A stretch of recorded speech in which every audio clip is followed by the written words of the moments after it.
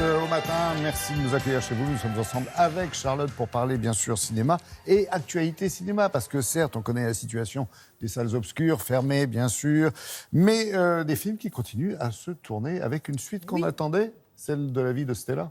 Oui, alors on l'attendait, je ne sais pas. En tout cas, c'est une jolie surprise. Absolument, vous allez voir, toute notre adolescence va remonter, Laurent, avec Stella est amoureuse. Alors, il se trouve qu'en 2008, la réalisatrice Sylvie Vered avait réalisé Stella, une chronique douce amère sur les rapports de classe du point de vue d'une petite fille de 11 ans. Il s'agissait donc de Stella qui grandit dans le café ouvrier que tiennent ses parents et qui, à la faveur de la carte scolaire, rentrait dans un lycée parisien renommé. Cette petite fille, c'est la réalisatrice elle-même, vous vous en doutez. Et voilà que 13 ans plus tard, Sylvie Vered réalise la suite, Stella est amoureuse. C'est pour ça qu'on s'y attendait. Mais ouais, nous voilà maintenant en 1985.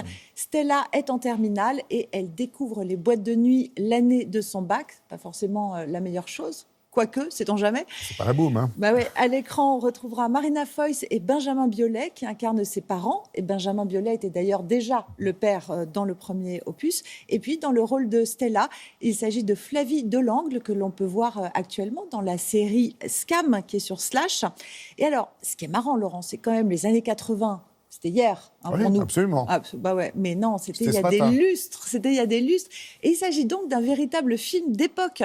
Il faut faire une véritable reconstitution en costume, parce que finalement, si les sentiments des adolescents n'ont guère changé, l'ambiance des cafés, quand même un peu. Regardez.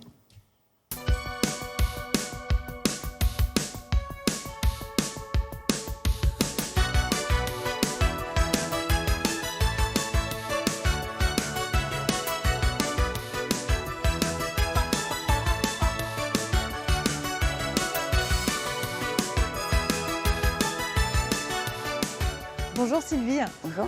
Dans le premier Stella, il y avait une part autobiographique assez forte. Est-ce que c'est le cas aussi c'est le quand cas. Stella est amoureuse? Oui, c'est le cas. C'est-à-dire que moi, l'année de mon bac, mes parents ont divorcé et j'ai découvert les boîtes de nuit. Donc pour passer le bac, c'est pas génial. Mais ça m'a ouvert vers un lieu où tout était possible, en fait. Les boîtes de nuit, la musique, la création, etc. On est ici dans la cour du lycée Rodin. Et je crois savoir que vous connaissez bien cette cour. Oui, en fait, moi, j'ai fait de ma 6e à ma terminale dans ce lycée. Et même si mes parents ont déménagé, je suis toujours restée dans ce lycée. Voilà. Donc c'est important pour vous d'y tourner? Oui, parce que vraiment, ça a été un point d'ancrage pour moi, même si j'étais mauvaise élève. C'était avoir accès à un milieu social, à de la culture. Et je savais que si je quittais le lycée, j'y aurais plus accès. Voilà. Et là, on croise un Français, je sais plus comment exactement. Il nous dit oui, tout ça, moi je peux vous héberger parce qu'on n'avait pas de quoi dormir. Donc c'est tout, on va chez le mec, tout ça. Et un truc, mais un appart, espèce de truc loft, avec des baies vitrées de ouf. C'était vraiment, vraiment beau.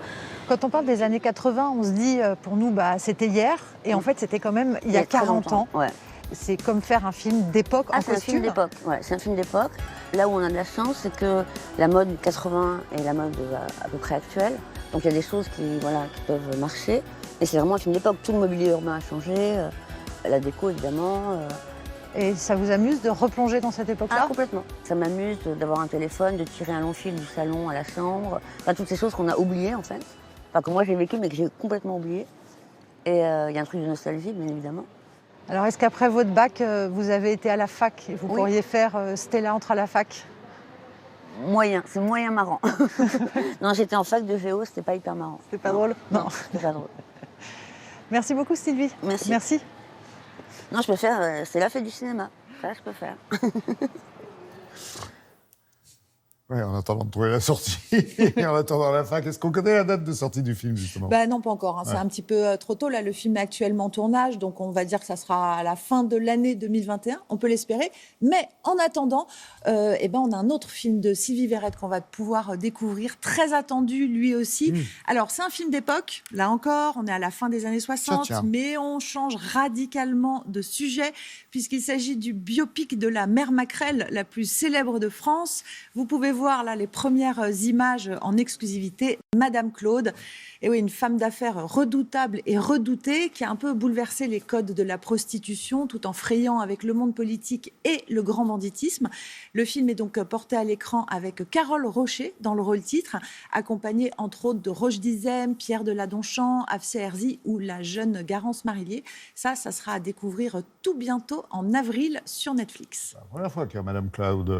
Non, il y a eu plusieurs films déjà, Qui sont mais saisis là, d'histoire. quand on connaît un peu le regard de Sylvie Verred, ça risque d'être assez acide et percutant. Merci.